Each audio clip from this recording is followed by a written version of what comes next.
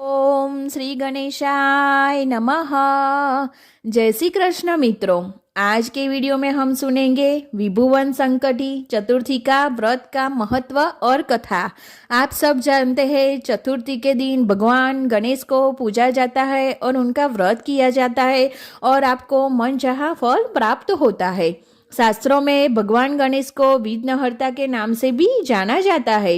वे अपने भक्तों की सारी विपदाओं को दूर करते हैं और उनकी मनोकामनाओं को पूर्ण करते हैं। ऐसे में विभुवन संकटी चतुर्थी के दिन व्रत रखकर गणपति की पूजा आराधना करने से समस्त प्रकार की बाधाएं दूर होती है। नारद पुराण में इस कथा का वर्णन किया गया है। इस पुराण में यह बताया गया है कि किस विधि से संकटी चतुर्थी की व्रत किया जाना चाहिए और किस व्रत के दौरान किस कथा को पढ़ना या सुनना चाहिए। विभुवन संकटी चतुर्थी व्रत कथा कुछ इस प्रकार है कि प्राचीन काल में जब पांडव द्रौपदी के साथ जंगल में रहने लगे तब अधिक मास संकटी चतुर्थी व्रत कथा सतयुग के समय की है और इस महत्वपूर्ण व्रत की कथा महर्षि वेदव्यास द्वारा पांडव रानी द्रौपदी को सुनाई गई थी। एक बार ऋषि जो कुरुवंश के संरक्षण भी थे पांडवों के निवासन के दौरान उनके निवास स्थान पर आए और द्रौपदी जिसे पहले दुशासन ने निवस्त्र कर दिया था और दुर्योधन द्वारा अपमानित किया गया था, आश्चर्य करती है कि उसने ऐसा कौन सा पाप किया जो इस तरह के व्यवहार के लायक है। और उसके प्रश्न का उत्तर देने के लिए महर्षि ने राजा चंद्रसेन और उनकी रानी रत्नावली की कहानी सुनानी शुरू की। कहानी के अनुसार दुश्मनों द्वारा उनके राज्य को लूटने के बाद चंद्रसेन और रत्नावली को जंगल में शरण लेनी पड़ी। कभी विलासितापूर्ण जीवन जीने के बाद शाही जोड़ों को जंगल और आश्रम में आश्रय के लिए जंगल में भटकना पड़ा। एक दिन वे अनचाहे में पानी की तलाश में मार्कंडेय ऋषि के आश्रम में प्रवेश कर गए और उस स्थान के बारे में जानने के बाद वहां रुक गए और राजा ने ऋषि का आशीर्वाद लिया और अपनी आप बीती सुनाई। हालांकि द्रौपदी की तरह उन्हें आश्चर्य हुआ कि क्या उन्होंने ऐसी कठिनाइयों का सहने के लिए कौन सा पाप किया है।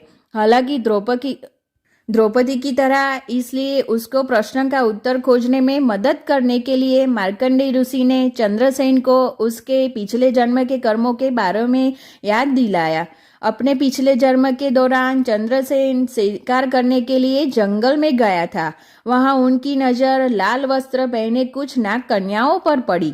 जैसे ही उसकी नजर उन पर पड़ी उसने जानना चाहा कि वे झील के किनारे क्या कर रहे हैं। तब नाग कन्याओं ने बताया कि अधिक मास संकटी चतुर्थी व्रत कर रही है जो उनकी समस्याओं को से छुटकारा पाने में मदद करती है।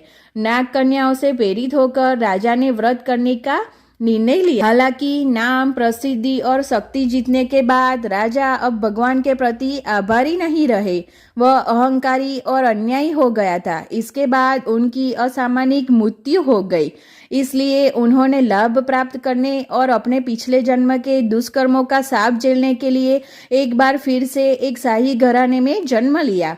इस प्रकार इसके बारे में जानने के बाद चंद्रसेन को अपनी गलती का एहसास हुआ और उन्होंने फिर कभी ऐसी गलती नहीं करने की कसम खाई। उन्होंने अधिक मास कृष्ण पक्ष की चतुर्थी के दिन रत्नावली सहित पूरे मन से व्रत किया और उसकी भक्ति और विश्वास से अद्भुत काम किया और उसे अपना खोया हुआ राज्य और गौरव वापस मिल गया। आखिरकार द्रौपदी को अपना उत्तर मिल गया और इस तरह पांडवों को भी, जिन्होंने कठिनाइयों का सामना किया, अपना सारा सामान और अपना राज्य खो दिया। किसी व्यक्ति का कर्म उसके जीवन की गुणवत्ता निर्धारित करने में महत्वपूर्ण भूमिका निभाता है। यह कथा लोगों को आत्मनिरीक्षण करने की याद दिलाती है और अच्छे कार्यों के लिए प्रोत्साहित करती है। तो आपको भी मेरी ये कथा अच्छी लगी हो तो लाइक करना और सब्सक्राइब करना। थैंक यू, धन्यवाद।